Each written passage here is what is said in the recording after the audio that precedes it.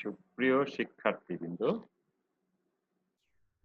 জাতীয় বিশ্ববিদ্যালয়ের অনলাইন ক্লাসে আপনাদের সবাইকে স্বাগত জানাচ্ছি।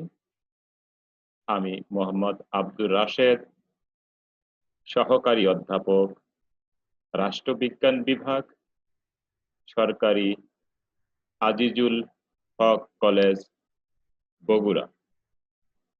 প্রিয় শিক্ষার্থীবৃন্দ, আমরা সবাই অবগত যে বৈশ্বিক মহামারী করোনার কারণে আমাদের স্বাভাবিক শিক্ষা কার্যক্রম ব্যাহত হচ্ছে।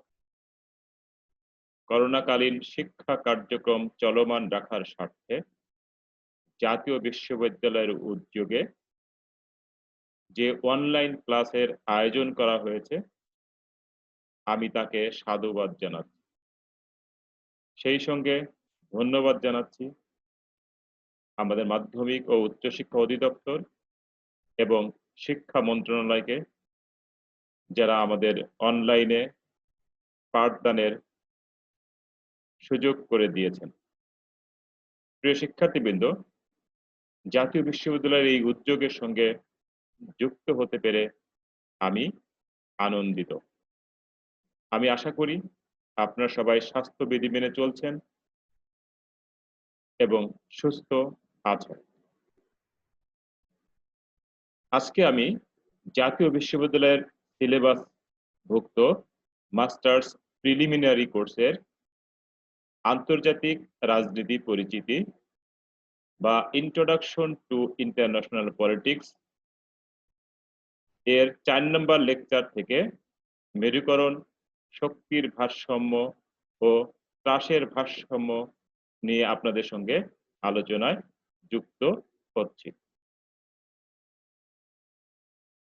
সুপ্রিয় শিক্ষার্থীবৃন্দ, শুরুতেই আমরা জেনে নিব আজকে আমরা কি কি বিষয় শিখব বা আমাদের আলোচ্য বিষয়ে কি কি রয়েছে।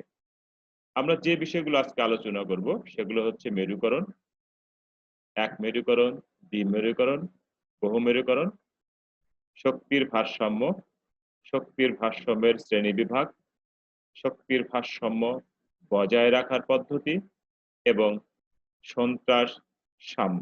অর্থাৎ আজকের এই ক্লাসের পরে আমরা উল্লেখিত বিষয় সম্পর্কে সাম্যক ধারণা লাভ করতে পারবো বলে আশা করছি।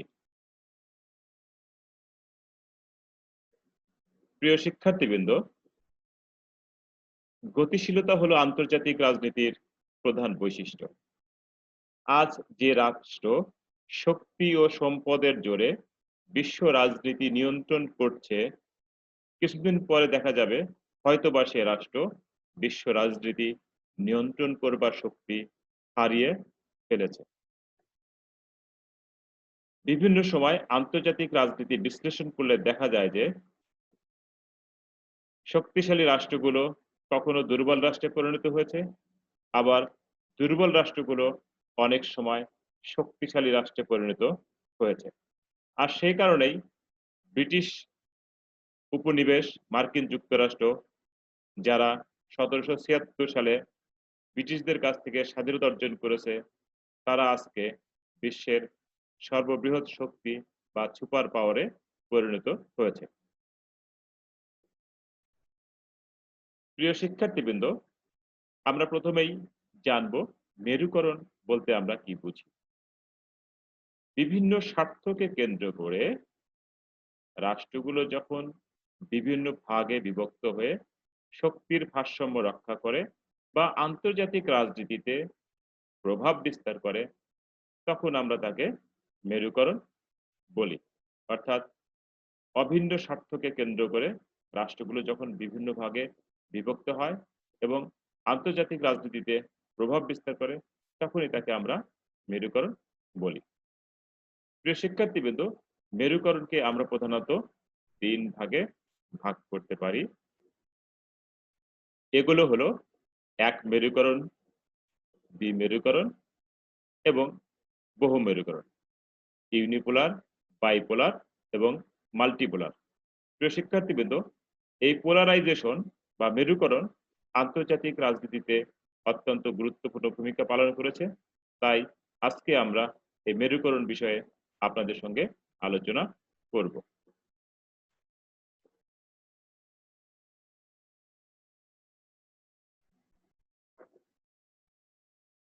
প্রিয় শিক্ষার্থীবৃন্দ, এক মেরুকরণ বলতে আসলে আমরা কি বুঝি? আন্তর্জাতিক রাজনীতিতে যখন একটি জোট বা শক্তি পুরো বিশ্ব ব্যবস্থাকে নিয়ন্ত্রণ করে, তখন তাকে এক মেরুকরণ বা এক মেরুকৃত বিশ্ব ব্যবস্থা বলে।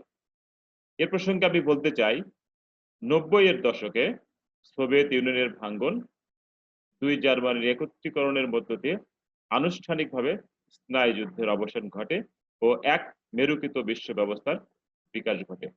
প্রিয় শিক্ষার্থীবৃন্দ, আন্তর্জাতিক রাজনীতিতে দ্বিতীয় বিশ্বযুদ্ধের পরে মূলত দ্বিমেরুকরণ বিশ্ব ব্যবস্থা ছিল। অনেকেই মনে করেন ১৯৯১ সালে যখন আনুষ্ঠানিকভাবে সোভিয়েত ইউনিয়নের পতন ঘটে, তখনই স্নায়ুযুদ্ধের অবসান হয়েছে বলে মনে করা হয়। আর তখন থেকেই বিশ্ব রাজনীতি এক মেরুকরণ বিশ্ব ব্যবস্থার দিকে ধাবিত হচ্ছে। তবে এই যুক্তি অনেকেই সমর্থন করেন, আবার অনেকেই মনে করেন যে না, বর্তমান বিশ্বে এক মেরুকরণ বিশ্ব ব্যবস্থা নেই, বহু মেরুকরণ বিশ্ব ব্যবস্থা আছে। তবে আমাদের যে আলোচ্য বিষয় এক মেরুকরণ বিশ্ব ব্যবস্থা, তার মূল বক্তব্য হচ্ছে যখন একটি রাষ্ট্র বা একটি জোট পুরো বিশ্ব ব্যবস্থাকে নিয়ন্ত্রণ করে, তাকেই আমরা এক মেরুকরণ বলি। যেমন বর্তমান বিশ্বে মার্কিন যুক্তরাষ্ট্র এককভাবে পুরো বিশ্ব ব্যবস্থাকে নিয়ন্ত্রণ করছে।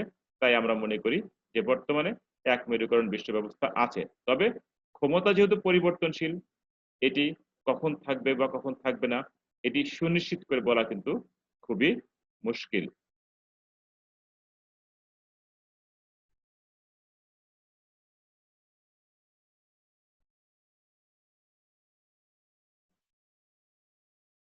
প্রিয় শিক্ষার্থীবৃন্দ, দ্বিমেরুকরণ, যখন বিশ্বের প্রধান শক্তিগুলো দুই ভাগে বিভক্ত হয়ে আন্তর্জাতিক রাজনীতি নিয়ন্ত্রণ করে, তখন আমরা তাকে দ্বিমেরুকরণ বিশ্ব ব্যবস্থা বলি। যেমন অনেকেই মনে করেন যে দ্বিতীয় বিশ্বযুদ্ধের পরে ১৯৪৭ সাল থেকে ১৯৯১ সাল পর্যন্ত বিশ্বে দ্বিমেরুকরণ ব্যবস্থা প্রচলিত বা বিদ্যমান ছিল। সেই সময় মার্কিন যুক্তরাষ্ট্র ও সোভিয়েত ইউনিয়ন দুটি ভাগে বিভক্ত হয়ে দুটি মতাদর্শকে কেন্দ্র করে, পুঁজিবাদ এবং সমাজতন্ত্রকে কেন্দ্র করে সারা বিশ্ব ব্যবস্থাকে নিয়ন্ত্রণ করছে। সেখানে এমন কোনো ঘটনা ঘটেনি যেখানে মার্কিন যুক্তরাষ্ট্র সোভিয়েত ইউনিয়নের অনুমতি ছাড়া কোনো কাজ করেছে, অথবা সোভিয়েত ইউনিয়নও মার্কিন যুক্তরাষ্ট্রের সম্মতি ছাড়া কোনো কাজে সফল হতে পারেনি। তাই একে মূলত আমরা দ্বিমেরুকরণ বলি। এবং দ্বিমেরুকরণ বিশ্ব ব্যবস্থার একটি রূপ হচ্ছে স্নায়ু যুদ্ধ। অর্থাৎ দ্বিমেরুকরণ বিশ্ব ব্যবস্থা যখন ছিল, তখন পৃথিবীতে স্নায়ু যুদ্ধ ছিল। এ পর্যায়ে আমরা জেনে নেব যে স্নায়ু যুদ্ধ বলতে আসলে আমরা কি বুঝি বা স্নায়ু যুদ্ধ কাকে বলে। প্রিয় শিক্ষার্থীবৃন্দ, স্নায়ু যুদ্ধ আসলে কোনো যুদ্ধ নয়, এটি একটি মনস্তাত্ত্বিক বা আদর্শিক দ্বন্দ্ব। মার্কিন যুক্তরাষ্ট্র, সোভিয়েত ইউনিয়ন সারা বিশ্বে এবং একে অপরের উপরে প্রভাব বিস্তারের লক্ষ্যে যে প্রতিযোগিতায় লিপ্ত হয়েছিল, তাকে আমরা স্নায়ু যুদ্ধ বলি। এবং স্নায়ু যুদ্ধের মধ্য দিয়েই আমেরিকা এবং সোভিয়েত ইউনিয়ন বিশ্ব রাজনীতিতে পরাশক্তি হিসেবে আবির্ভূত হয়। এখানে পরাশক্তি বলতে আমরা সে শক্তিকেই বুঝি যারা পুরা বিশ্ব ব্যবস্থাকে নিয়ন্ত্রণ করবার শক্তি বা ক্ষমতা রাখে। প্রিয় শিক্ষার্থীবৃন্দ, দ্বিমেরুকরণ বিশ্ব ব্যবস্থাকে আমরা আবার দুটি ভাগে ভাগ করতে পারি। একটি হচ্ছে শিথিল দ্বিমেরুকরণ ব্যবস্থা, অপরটি হচ্ছে কঠোর দ্বিমেরুকরণ ব্যবস্থা। যখন আন্তর্জাতিক ব্যবস্থায় দুটি পরাশক্তি থাকে, তখন তাকে আমরা শিথিল দ্বিমেরুকরণ বিশ্ব ব্যবস্থা বলি। এখানে প্রতিটি মহাশক্তিধর বা শক্তিধর রাষ্ট্র তার জোটের দুর্বল রাষ্ট্রসমূহকে মিত্র, রক্ষাকর্তা এবং নিয়ন্ত্রকের ভূমিকা পালন করে। অর্থাৎ শিথিল দ্বিমেরুকরণ ব্যবস্থায় বৃহৎ রাষ্ট্রটি যার নেতৃত্বে মেরুকরণ হয়েছে সেই রাষ্ট্রটি দুর্বল রাষ্ট্রের জন্য মিত্র, রক্ষাকর্তা এবং নিয়ন্ত্রকের ভূমিকা পালন করে থাকে। আবার কঠোর দ্বিমেরুকরণ ব্যবস্থা হচ্ছে যখন দুটি রাষ্ট্র থাকবে, কিন্তু পরিস্থিতি এমন হবে যে প্রতিটি নির্জোট রাষ্ট্র দুটির মধ্যে কোনো না কোনো জোটে যোগ দিতে বাধ্য থাকবে। অর্থাৎ যদি শিথিল দ্বিমেরুকরণ ব্যবস্থায় কিন্তু কোনো রাষ্ট্র ইচ্ছা করলে নিরপেক্ষ অবস্থানে থাকার সুযোগ রয়েছে, কিন্তু কঠোর দ্বিমেরুকরণ ব্যবস্থায় কিন্তু কোনো রাষ্ট্র ইচ্ছা করলে নিরপেক্ষ অবস্থায় থাকতে পারবে না। প্রতিটি রাষ্ট্রই কোনো না কোনো জোটে যোগদান করতে বাধ্য হবে। একেই আমরা বলছি হচ্ছে কঠোর দ্বিমেরুকরণ ব্যবস্থা। প্রিয় শিক্ষার্থীবৃন্দ, এখানে আপনারা একটা চিত্র দেখতে পাচ্ছেন, models of international system structure, যেটিকে আমরা বলছি হচ্ছে বাইপোলার বা দ্বিমেরুকরণ বিশ্ব ব্যবস্থা। প্রিয় শিক্ষার্থীবৃন্দ, আপনারা এখানে দেখেন যে দুটি গ্রুপ, এইটা একটা গ্রুপ আর এটা আরেকটা গ্রুপ, দুটি রাষ্ট্রকে তুলনা করা হয়েছে এবং সেই রাষ্ট্রের অধীনে আরো বেশ কিছু রাষ্ট্র রয়েছে। এটাকে আমরা বলছি হচ্ছে দ্বিমেরুকরণ সিস্টেম। আর যেটির সূচনা হয়েছিল বলা হয় 1947 সালে মার্কিন যুক্তরাষ্ট্র এবং সোভিয়েত ইউনিয়ন যখন পারমাণবিক অস্ত্র প্রতিযোগিতা শুরু করে তখন এটা শুরু হয়েছিল, এবং 1990-এর দশকে আমরা যেটাকে বলি 91 সালে স্নায়ু যুদ্ধের পতনের মধ্য দিয়ে দ্বিমেরুকরণ বিশ্ব ব্যবস্থার অবসান ঘটেছে। এবং এই চিত্র কিন্তু আরেকটি জিনিস নির্দেশ করছে, আর সেটি হলো যখন দ্বিমেরুকরণ বিশ্ব ব্যবস্থা ছিল তখন সেখানে স্নায়ু যুদ্ধ বা কোল্ড ওয়ার বা যেটাকে আমরা ঠান্ডা লড়াই বলে থাকি সেটা কিন্তু ছিল। এভাবেই হচ্ছে আমরা দ্বিমেরুকরণ বিশ্ব ব্যবস্থাকে বর্ণনা করতে পারি। শিক্ষার্থীবৃন্দ, এ পর্যায়ে আমরা বহুমেরুকরণ নিয়ে আলোচনা করব। বহুমেরুকরণের সূচনা হয় হচ্ছে 1815 সালে। 1815 সাল থেকে বহুমেরুকরণ প্রবণতা শুরু হয়েছিল। তবে এটি কতদিন পর্যন্ত স্থায়ী ছিল সেটি বলা মুশকিল। আমরা ইতিপূর্বেই বলেছি যে আন্তর্জাতিক রাজনীতি কখনো এক জায়গায় থেমে থাকে না। আন্তর্জাতিক রাজনীতির প্রধান উৎস হচ্ছে শক্তি, আর শক্তি সবসময় পরিবর্তনশীল। বহুমেরুকরণ বলতে অনেকগুলো রাষ্ট্র মিলে যখন শক্তির ভারসাম্য রক্ষা করে তখন তাকে বহুমেরুকরণ বলে। প্রিয় শিক্ষার্থীবৃন্দ, প্রথম বিশ্বযুদ্ধ থেকে দ্বিতীয় বিশ্বযুদ্ধ পর্যন্ত বহুমেরুকরণ ছিল। এটা অনেকেই মনে করেন যে প্রথম বিশ্বযুদ্ধ থেকে দ্বিতীয় বিশ্বযুদ্ধ পর্যন্ত বহুমেরুকরণ ছিল এবং এই সময় শক্তিশালী 8টি রাষ্ট্র নিজেদের মধ্যে ক্ষমতার ভারসাম্য রক্ষা করেছিল। এই রাষ্ট্রগুলো হলো যুক্তরাজ্য, যুক্তরাষ্ট্র, France, Russia, Germany, Austria, Italy ও জাপান।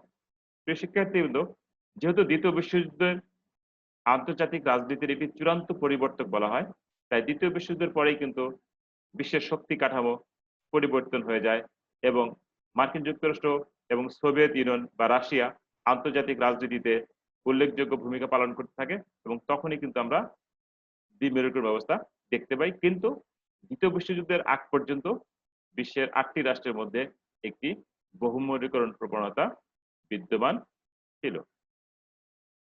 সুপ্রিয় শিক্ষার্থীবৃন্দ, বর্তমানে অনেকেই মনে করেন যে জাতিসংঘের নিরাপত্তা পরিষদের স্থায়ী সদস্য, যাদের নাম আমরা জানি, যুক্তরাজ্য, যুক্তরাষ্ট্র, চীন, ফ্রান্স ও রাশিয়া, এই 8টি সদস্য নিজেদের মধ্যে ভারসাম্য রক্ষা করে বহুমেরুকরণ ব্যবস্থার মতো কাজ করছে।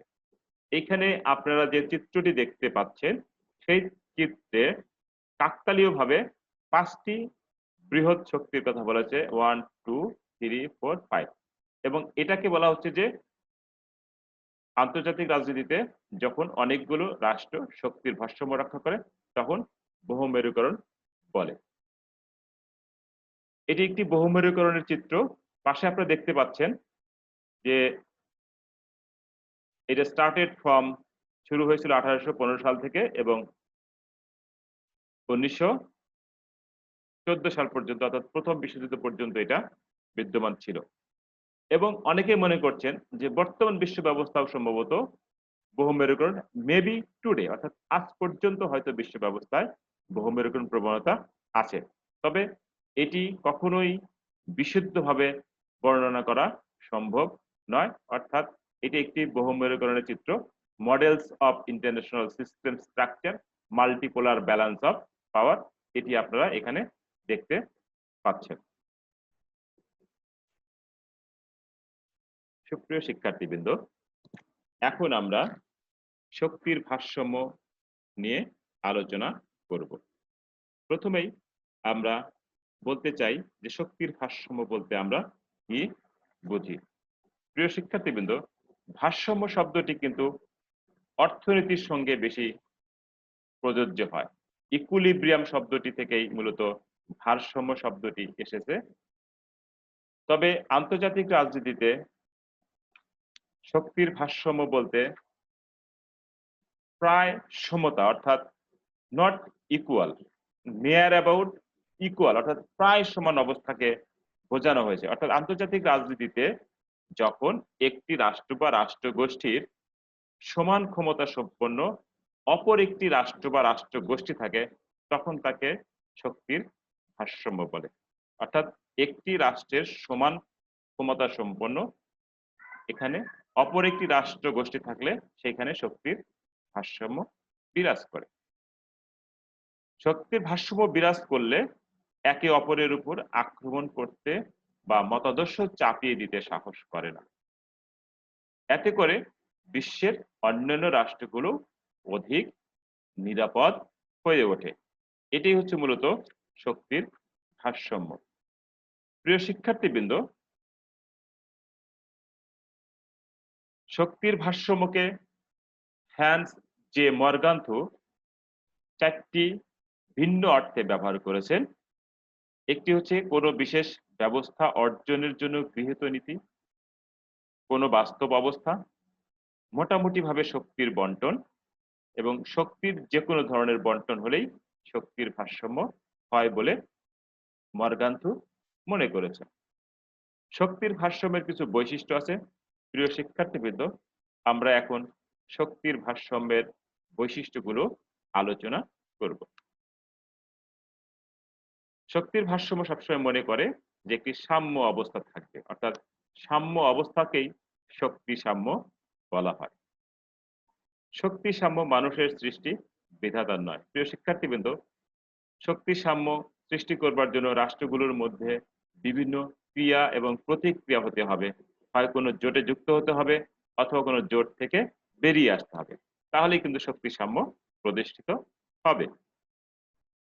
বিশুদ্ধ শক্তি সাম্য বজায় রাখা সম্ভব নয়। প্রিয় শিক্ষার্থীবৃন্দ, আমি শক্তি সাম্যের শুরুতেই বলেছিলাম এটি হচ্ছে প্রায় সমান, অর্থাৎ কখনোই বিশুদ্ধভাবে দুটি গ্রুপের মধ্যে সমান সমান ভারসাম্য বা ক্ষমতা রয়েছে এটি ব্যাখ্যা করা সম্ভব নয়, বা এটি কখনোই সম্ভব নয়। যখন মার্কিন যুক্তরাষ্ট্র এবং সোভিয়েত ইউনিয়ন শক্তির ভারসাম্য রক্ষা করেছিল দ্বিমেরুকরণ বিশ্ব ব্যবস্থায়, তখনও যে দুটি রাষ্ট্রের শক্তি সমান ছিল তা কিন্তু নয়। কখনো রাজনৈতিক, অর্থনৈতিক, সামরিক, প্রযুক্তিগত দিক দিয়ে উভয় রাষ্ট্রের মধ্যে পার্থক্য থাকতে পারে, তবে মোটামুটি ভাবে সমান থাকে, এটা আমরা বলতে পারি। শক্তি সাম্য আলেয়ার মতো এই আছে এই নেই। প্রিয় শিক্ষার্থীবৃন্দ, এখানে বলা হয়েছে শক্তি সাম্য হচ্ছে কখনো থাকে কখনো থাকে না। কখন থাকে? যখন রাষ্ট্রগুলো শক্তি সাম্য বজায় রাখার জন্য উদ্যোগী হয় বা কার্যকর ভূমিকা পালন করে।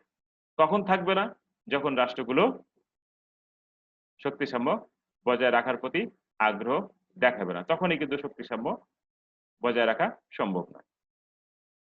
শক্তি সাম্য কোনো সরকার ব্যবস্থাতেই সম্পূর্ণরূপে কার্যকর নয়। প্রিয় শিক্ষার্থীবৃন্দ, কোনো সরকার ব্যবস্থাই পুরোপুরি শক্তি সাম্য বজায় রাখতে পারে না, কারণ এটা সম্ভব নয়।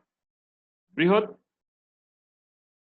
রাষ্ট্রগুলোর শক্তি সাম্য বৃহৎ রাষ্ট্রগুলোর ক্ষেত্রে প্রযোজ্য, অর্থাৎ বৃহৎ রাষ্ট্রগুলো যদি শক্তি সাম্য বজায় না রাখে তাহলে কিন্তু পৃথিবীতে শক্তি সাম্য প্রতিষ্ঠা করা সম্ভব নয়। আমরা যখন শক্তি সাম্যের কথা বলছি, যখন পৃথিবীতে দ্বিমেরুকরণ ব্যবস্থা ছিল, তখন কিন্তু মার্কিন যুক্তরাষ্ট্র এবং সোভিয়েত ইউনিয়ন দুটি পরাশক্তির অধীনে অন্যান্য রাষ্ট্রগুলো যুক্ত হয়েছিল। আজকের কথা আমরা যদি চিন্তা করি, যদি জাতিসংঘের 5টি সদস্য একদিকে থাকে আর পৃথিবীর বাকি সদস্য রাষ্ট্রগুলো তার বিপক্ষে থাকে, তাহলেও কিন্তু শক্তির ভারসাম্য রক্ষা করা সম্ভব নয়। কেননা বৃহৎ 5টি রাষ্ট্র ঐক্যবদ্ধ হলে পৃথিবীর ক্ষুদ্র 100টি রাষ্ট্র ঐক্যবদ্ধ হয়েও শক্তির ভারসাম্য রক্ষা করতে পারবে না। তাই বৃহৎ রাষ্ট্রগুলোকে শক্তির ভারসাম্য রক্ষার জন্য উদ্যোগ গ্রহণ করতে হবে। প্রিয় শিক্ষার্থীবৃন্দ, শক্তির ভারসাম্যের শ্রেণীবিভাগ। শক্তির ভারসাম্যকে আমরা প্রধানত দুই ভাগে ভাগ করতে পারি। একটি হচ্ছে সরল শক্তিসাম্য এবং অপরটি হচ্ছে জটিল শক্তিসাম্য। সরল শক্তিসাম্য হচ্ছে যখন দুটি বা দুদল রাষ্ট্রের মধ্যে শক্তির ভারসাম্য থাকে, তখন আমরা তাকে সরল শক্তিসাম্য বলি। যেমন আমরা বলেছি স্নায়ুযুদ্ধকালীন মার্কিন যুক্তরাষ্ট্র এবং সোভিয়েত ইউনিয়নের মধ্যে বিরাজিত শক্তির ভারসাম্য। জটিল শক্তিসাম্য বলতে আমরা বলছি যে যখন দুইয়ের অধিক রাষ্ট্র বা রাষ্ট্র জোটের মধ্যে শক্তির ভারসাম্য থাকে, তখন তাকে আমরা জটিল শক্তিসাম্য বলি। যেমন প্রথম বিশ্বযুদ্ধের পরবর্তী সময়ে পৃথিবীতে 8টি রাষ্ট্রের মধ্যে শক্তির ভারসাম্য সৃষ্টি হয়েছিল বলে অনেক আন্তর্জাতিক রাজনীতি বিশ্লেষকই মনে করেন, এবং এটাকে আমরা জটিল শক্তিসাম্য বলছি। প্রিয় শিক্ষার্থীবৃন্দ,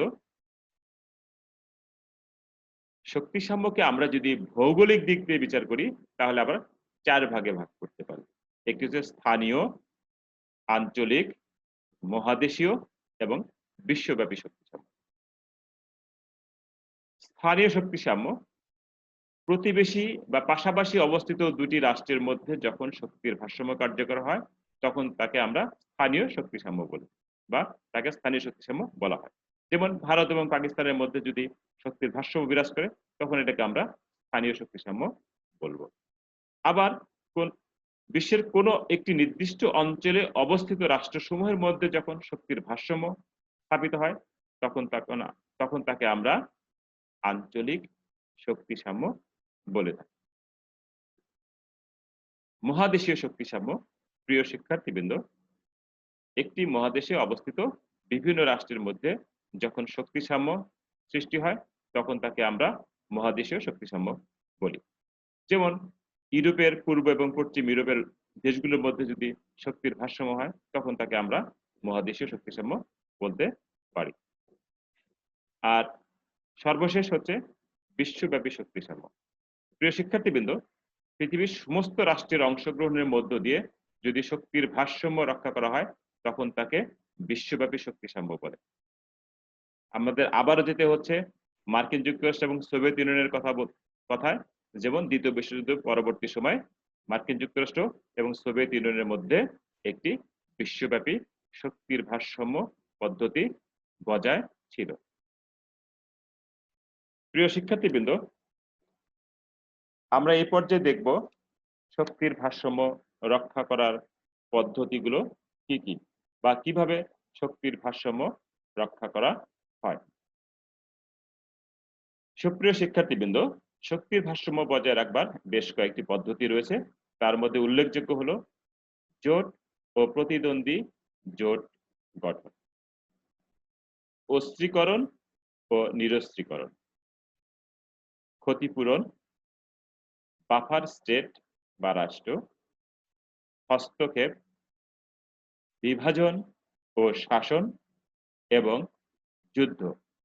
মূলত এই 7টি প্রক্রিয়ার মধ্য দিয়ে আমরা শক্তির ভারসাম্য রক্ষা করতে পারি। সুপ্রিয় শিক্ষার্থীবৃন্দ, আমরা প্রথমেই দেখে নিব জোট ও প্রতিদ্বন্দ্বী জোট কিভাবে শক্তির ভারসাম্য রক্ষা করে। আমরা জানি জোট ভুক্ত হওয়া ছাড়া শক্তির ভারসাম্য রক্ষা করা সম্ভব হয়নি। স্নায়ুযুদ্ধকালীন সময়ে মার্কিন যুক্তরাষ্ট্রের নেতৃত্বে ছিল পুঁজিবাদী ব্লক, এখানে বেশ কয়েকটি রাষ্ট্র ছিল, এটা জোটবদ্ধ হয়েছিল। অন্যদিকে সোভিয়েত ইউনিয়নের নেতৃত্বে ছিল হচ্ছে সমাজতান্ত্রিক ব্লক। এই দুটি জোটের কিন্তু দুটি সামরিক জোটও ছিল, এটাকে আমরা বলি ন্যাটো এবং ওয়ারশো। আমেরিকার নেতৃত্বে ছিল ন্যাটো এবং সোভিয়েত ইউনিয়নের নেতৃত্বে ছিল হচ্ছে ওয়ারশো প্যাক্ট। এভাবে মূলত জোটবদ্ধ হয়ে শক্তির ভারসাম্য রক্ষা করা হয়। আবার অনেক সময় দুটি প্রতিদ্বন্দ্বী জোট তিনটি পদ্ধতিতে শক্তির ভারসাম্য রক্ষা করে। এগুলো হচ্ছে প্রতিদ্বন্দ্বী যখন জোট থাকবে তখন প্রতিদ্বন্দ্বী জোটগুলো প্রথমত কি করবে, নিজের শক্তি বৃদ্ধি করবে অথবা নিজের শক্তির সঙ্গে অন্যান্য শক্তি যোগ করবে। তৃতীয়ত হচ্ছে প্রতিদ্বন্দ্বীর প্রতি অন্যান্য রাষ্ট্রের সমর্থন প্রত্যাহার, অর্থাৎ একটি প্রতিদ্বন্দ্বী জোট তার অপর প্রতিদ্বন্দ্বী জোট থেকে শক্তি বৃদ্ধি করবে প্রথমত। দ্বিতীয়ত হচ্ছে একটি প্রতিদ্বন্দ্বী জোট অন্যান্য রাষ্ট্রকে তার জোটে যোগদান করাবে। এবং তৃতীয়ত হচ্ছে একটি প্রতিদ্বন্দ্বী জোট তার প্রতিদ্বন্দ্বী জোট থেকে অন্যান্য রাষ্ট্রের সমর্থন প্রত্যাহার করবে। তাহলেই শক্তির ভারসাম্য রক্ষা করা সম্ভব হবে। প্রিয় শিক্ষার্থীবৃন্দ, অস্ত্রীকরণ ও নিরস্ত্রীকরণ। অস্ত্রীকরণ মানে হচ্ছে অস্ত্রের উৎপাদন বা ব্যবহার বৃদ্ধি করা, আর নিরস্ত্রীকরণ হচ্ছে অস্ত্রের উৎপাদন বা ব্যবহার হ্রাস করা। এখানে আমরা দেখব যে অস্ত্রীকরণ ও নিরস্ত্রীকরণ কিভাবে শক্তির ভারসাম্য রক্ষা করে। দুটি গ্রুপের একটি গ্রুপের যদি অস্ত্রীকরণ হয় তাহলে অপর গ্রুপেও অস্ত্র উৎপাদনের সুযোগ দিতে হবে, তা না হলে সেখানে শক্তির ভারসাম্য রক্ষা করা সম্ভব হবে না। বিপরীতভাবে যদি কোনো একটি জোট নিরস্ত্রীকরণ করে তাহলে অপর জোটকেও নিরস্ত্রীকরণ করতে হবে, তাছাড়া সেখানে শক্তির ভারসাম্য রক্ষা করা হবে না বা সম্ভব হবে না। তাই অস্ত্রীকরণ ও নিরস্ত্রীকরণ উভয় প্রক্রিয়ার মধ্য দিয়েই আন্তর্জাতিক রাজনীতিতে শক্তির ভারসাম্য রক্ষা করা সম্ভব। ক্ষতিপূরণ।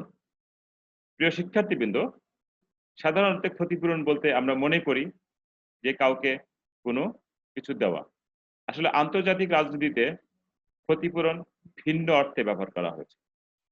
এখানে বলা হয়েছে যদি কোনো কারণে কোনো একটি রাষ্ট্রের ক্ষমতা বৃদ্ধি পায় তবে অপর রাষ্ট্রকেও সমপরিমাণ শক্তি বা ক্ষমতা বৃদ্ধি করার অধিকার দিতে হবে, তা না হলে সেখানে শক্তির ভারসাম্য রক্ষা সম্ভব হবে না। এটি হচ্ছে মূলত ক্ষতিপূরণ। যেমন 1772 সালে, 1793 সালে এবং 1795 সালে পোল্যান্ডকে অস্ট্রিয়া, রাশিয়া এবং প্রুশিয়ার মধ্যে ভাগ করে দেওয়া হয়, যার ফলে পোল্যান্ডের অস্তিত্বই হুমকির মুখে পতিত হয়েছিল, কিন্তু এখানে একটা শক্তির ভারসাম্য রক্ষা করবার চেষ্টা করা হয়েছিল। এভাবে পৃথিবীর বিভিন্ন অঞ্চলে কোনো একটি রাষ্ট্রের ক্ষমতা বেড়ে গেলে অপর রাষ্ট্রকে ক্ষমতা প্রদান করে শক্তির ক্ষতিপূরণের মাধ্যমে শক্তির ভারসাম্য রক্ষা করা হয়ে থাকে। Buffer state.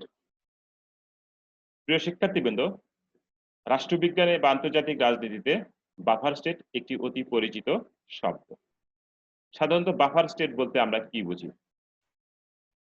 দুটি বৃহৎ রাষ্ট্রের মধ্যে অবস্থিত ক্ষুদ্র রাষ্ট্রকেই আমরা বাফার স্টেট বলে থাকি।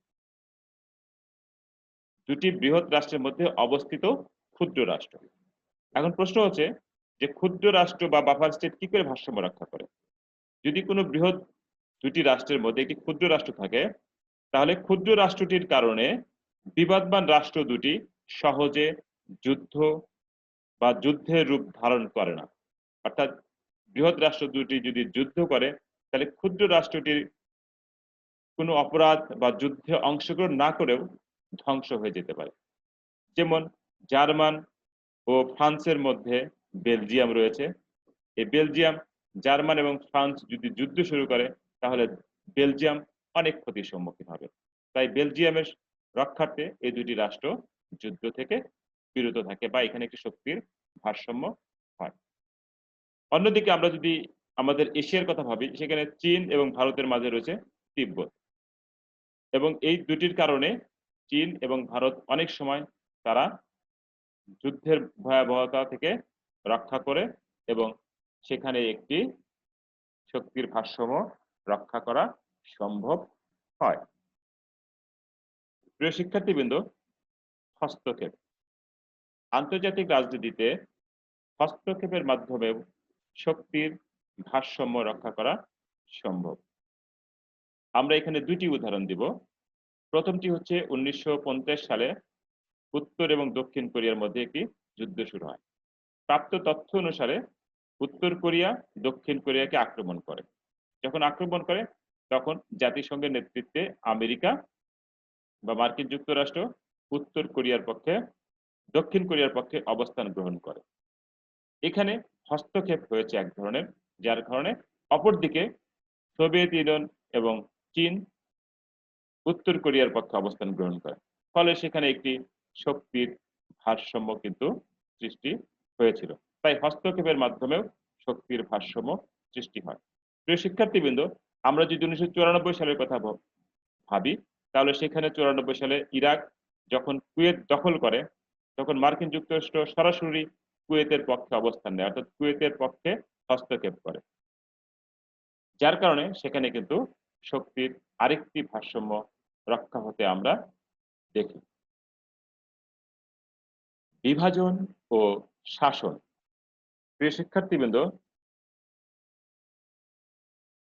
বিভাজন হচ্ছে আন্তর্জাতিক রাজনীতির আরেকটি কৌশল, যার মাধ্যমে শক্তির ভারসাম্য রক্ষা করা যায়। সেটি হচ্ছে যে বিভাজন নীতির মূল কথা হচ্ছে যে কোনো একটি জোট বা রাষ্ট্র অধিক শক্তিশালী হলে তার প্রতিপক্ষ জোট বা জোটভুক্ত রাষ্ট্রগুলোকে ওই শক্তিশালী রাষ্ট্রটির বন্ধু রাষ্ট্রগুলোকে দূরে সরিয়ে আনা বা বিচ্ছিন্ন করে শক্তির ভারসাম্য সৃষ্টি করাকেই আমরা বিভাজন বলি। প্রিয় শিক্ষার্থীবৃন্দ, যদি দুটি জোট থাকে এবং কোনো জোট যদি অধিক ক্ষমতাশালী হয়, তাহলে এই ক্ষমতাশালী জোটের যে সদস্যগুলো আছে সেই সদস্যগুলোকে যদি আমরা সরিয়ে আনতে পারি, তাহলে ওই শক্তিশালী জোটের ক্ষমতা হ্রাস পাবে এবং তখন দুই জোটের মধ্যে বা অন্য জোটের সাথে তার ক্ষমতার একটি ভারসাম্য তৈরি হবে। ফলে সেইখানে শক্তির ভারসাম্যের মাধ্যমে শান্তি প্রতিষ্ঠা করা সম্ভব। শাসন। প্রিয় শিক্ষার্থীবৃন্দ, অনেক সময় শাসনের মাধ্যমেও শক্তির ভারসাম্য রক্ষা করা যায়। অনেক দেশকে শাসন করে শক্তির ভারসাম্য রক্ষা করতে পারে। যেমন সোভিয়েত ইউনিয়ন এবং মার্কিন যুক্তরাষ্ট্র যখন পরাশক্তি ছিল, তখন তারা পৃথিবীর বিভিন্ন অঞ্চলে নিজেদের শাসন প্রতিষ্ঠা করে উভয় গ্রুপকে শক্তিশালী করবার মাধ্যমে শক্তির ভারসাম্য রক্ষা করেছে। প্রিয় শিক্ষার্থীবৃন্দ, শক্তির ভারসাম্য রক্ষার সর্বশেষ পদ্ধতি হচ্ছে যুদ্ধ। শান্তির অনুপস্থিতিকেই আমরা যুদ্ধ বলি। যুদ্ধের অনেকগুলো কারণ রয়েছে, অর্থনৈতিক, রাজনৈতিক, মনস্তাত্ত্বিক ইত্যাদি কারণে যুদ্ধ শুরু হয়। আন্তর্জাতিক রাজনীতিতে যুদ্ধের মাধ্যমেও অনেক সময় শক্তি ভারসাম্য বজায় রাখা সম্ভব হয়। যেমন আন্তর্জাতিক রাজনীতিতে 401 থেকে 403 অনুষ্ঠিতব্য পোল্যান্ড এর যুদ্ধে শক্তির ভারসাম্য রক্ষা করা সম্ভব হয়েছিল। এছাড়াও দ্বিতীয় বিশ্বযুদ্ধের পর মার্কিন যুক্তরাষ্ট্র এবং সোভিয়েত ইউনিয়নের মধ্যে যে যুদ্ধ ছিল, যেটাকে আমরা বলি স্নায়ুযুদ্ধ বা মনস্তাত্ত্বিক যুদ্ধ, তার মাধ্যমে কিন্তু শক্তির ভারসাম্য রক্ষা করা সম্ভব হয়েছিল। আসলে এখানে সরাসরি কোনো যুদ্ধ হয়নি, কিন্তু যুদ্ধের পরিবেশ সৃষ্টি হয়েছিল। মার্কিন যুক্তরাষ্ট্র এবং সোভিয়েত ইউনিয়ন একে অপরের উপরে বিভিন্ন কৌশলে অস্ত্র প্রতিযোগিতা, প্ররোচনা, ভয়ভীতি, অস্ত্র উৎপাদন, অস্ত্র বিক্রি, জোট গঠন ইত্যাদির মাধ্যমে যে যুদ্ধের প্রস্তুতি তৈরি করেছিল, সেখান থেকেও কিন্তু শক্তির ভারসাম্য রক্ষা করা সম্ভব হয়েছে। অর্থাৎ যুদ্ধের মাধ্যমেও আমরা শক্তির ভারসাম্য রক্ষা করতে দেখি। বর্তমানে আণবিক বা পারমাণবিক অস্ত্রের যুদ্ধ, বিভিন্ন রাষ্ট্রগুলোর মধ্যে যে আণবিক বা পারমাণবিক অস্ত্রের যুদ্ধ চলছে, এই যুদ্ধের মাধ্যমে কিন্তু শক্তির ভারসাম্য রক্ষা হচ্ছে। কেননা প্রতিটি পারমাণবিক অস্ত্রে সজ্জিত রাষ্ট্র জানে যে যদি কোনো কারণে পারমাণবিক যুদ্ধ শুরু হয়, তাহলে সকল রাষ্ট্রের ধ্বংস অনিবার্য। তাই তারা কিন্তু কৌশলে যুদ্ধের ভীতি প্রদর্শন করছে, কিন্তু যুদ্ধে অংশগ্রহণ করছে না। মূলত এভাবেই যুদ্ধের ভয় দেখিয়ে বা পারমাণবিক যুদ্ধের মাধ্যমে অথবা স্নায়ুযুদ্ধের মাধ্যমে কিন্তু বিশ্বে শক্তির ভারসাম্য রক্ষা করা সম্ভব হয়েছিল। প্রিয় শিক্ষার্থীবৃন্দ, আমরা আজকের আলোচনার শেষের দিকে চলে এসেছি। আমাদের সর্বশেষ টপিক হচ্ছে ব্যালেন্স অফ টেরর বা ত্রাসের ভারসাম্য। প্রিয় শিক্ষার্থীবৃন্দ, এই শব্দটি আন্তর্জাতিক রাজনীতিতে একটি নেতিবাচক অর্থে ব্যবহৃত হলেও এর মাধ্যমেও শক্তির ভারসাম্য রক্ষা করা সম্ভব হয়। ত্রাসের ভারসাম্য বলতে আসলে আমরা কি বুঝি? সন্ত্রাস সাম্য আন্তর্জাতিক রাজনীতিতে তখনই প্রতিষ্ঠিত হয় যখন অস্ত্র, সন্ত্রাস, আতঙ্কের মাধ্যমে শক্তির ভারসাম্য রক্ষা করা হয়, তখন তাকে সন্ত্রাস সাম্য বা ত্রাসের ভারসাম্য বা ব্যালেন্স অফ টেরর বলা হয়। অনেকেই মনে করেন সন্ত্রাস সাম্যের সূচনা হয়েছিল 1949 সালে। 49 সালে কি হয়েছিল? মার্কিন যুক্তরাষ্ট্র এবং সোভিয়েত ইউনিয়ন, এই দুই পরাশক্তি তাদের পারমাণবিক অস্ত্র প্রতিযোগিতা শুরু করে। সেখানে কিন্তু একজন অস্ত্র তৈরি করার সাথে সাথেই আরেকটি রাষ্ট্র অস্ত্র উৎপাদনের ঘোষণা দেয়, যার কারণে এখানে একটি অস্থিতিশীল পরিস্থিতির সৃষ্টি হয়, কিন্তু যুদ্ধ হয়নি। অর্থাৎ অস্ত্র উৎপাদন করে অস্ত্রের ভয় দেখিয়ে যদি কোনো রাষ্ট্র অপর একটি রাষ্ট্রকে নিয়ন্ত্রণ করে, তখন তাকে আমরা সন্ত্রাস সাম্য বলি। সেই সময় দুই পরাশক্তি উভয়ের উপর পারমাণবিক অস্ত্রের মজুদ নিয়ে যেমন সন্দিহান ছিল, তেমনি ছিল ভীত সন্ত্রস্ত। ফলে কেউ কাউকে আক্রমণ করতে সাহস পায়নি। প্রিয় শিক্ষার্থীবৃন্দ, যখন আক্রমণ করতে সাহস পায়নি, তখন আমরা বলতেই পারি সেখানে শক্তির একটা ভারসাম্য ছিল। যুদ্ধ না করে, যুদ্ধ বা অস্ত্রের ভয় দেখিয়ে বা পারমাণবিক অস্ত্রের মাধ্যমে শক্তির ভারসাম্য রক্ষিত হলে তাকে আমরা সন্ত্রাস সাম্য বা ব্যালেন্স অফ টেরর বলি।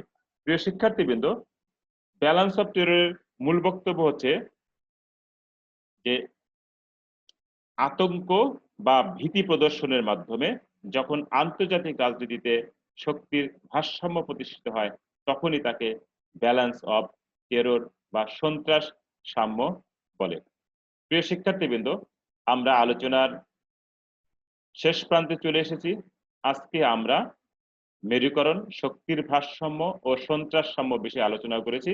আন্তর্জাতিক রাজনীতিতে রাষ্ট্রগুলো যখন বিভিন্ন ভাগে বিভক্ত হয়ে শক্তির ভারসাম্য রক্ষা করে, তখন তাকে আমরা বলি হচ্ছে মেরুকরণ। মেরুকরণ, এক মেরুকরণ, দ্বিমেরুকরণ এবং বহু মেরুকরণ প্রবণতা পৃথিবীতে ছিল এবং বর্তমানেও মেরুকরণ ব্যবস্থা আছে। আর শক্তির ভারসাম্য হচ্ছে যখন দুইটি জোট বা দুইটি রাষ্ট্র আন্তর্জাতিক রাজনীতিতে ভারসাম্য অবস্থা বিরাজ করায়, তখন তাকে শক্তির ভারসাম্য বলে। আর সন্ত্রাস সাম্য হচ্ছে যখন অস্ত্র প্রতিযোগিতার মাধ্যমে বা পারমাণবিক অস্ত্রের ভয় দেখিয়ে বা আতঙ্ক সৃষ্টি করে একটি গোষ্ঠী অপর একটি গোষ্ঠীর সঙ্গে শক্তির ভারসাম্য রক্ষা করে, তখন আমরা তাকে বলে হচ্ছে সন্ত্রাস সাম্য। অর্থাৎ সরাসরি যুদ্ধ না করে অস্ত্র প্রতিযোগিতা বা কৌশলে অপর একটি রাষ্ট্রকে নিয়ন্ত্রণ করবার বা অপর রাষ্ট্রের শক্তি নিয়ন্ত্রণে রাখার কৌশল হচ্ছে সন্ত্রাস সাম্য। তো সুপ্রিয় শিক্ষার্থীবৃন্দ, আজকের আলোচনা আমি এখানেই শেষ করব। আমি ধন্যবাদ জানাচ্ছি জাতীয় বিশ্ববিদ্যালয় কর্তৃপক্ষ, মাধ্যমিক উচ্চশিক্ষা অধিদপ্তর এবং আমাদের শিক্ষা মন্ত্রণালয়কে, যারা করোনাকালীন এই সময় আপনাদের স্বাভাবিক শিক্ষা কার্যক্রম চলমান রাখার স্বার্থে অনলাইনে ক্লাসের আয়োজন করেছে। এই অনলাইন ক্লাসের মাধ্যমে আপনারা আপনাদের স্বাভাবিক শিক্ষা কার্যক্রম চলমান রাখার চেষ্টা করবেন। পাশাপাশি সরকারি নির্দেশাবলী মেনে ঘরে থাকবেন এবং বই পড়বেন, এবং তাহলেই আপনাদের জ্ঞানের পরিধি বৃদ্ধি পাবে এবং এই করোনাকালীন সময়টাকে আপনারা সুন্দরভাবে কাটাতে পারবেন। সবার জন্য শুভকামনা রইল। আল্লাহ হাফেজ।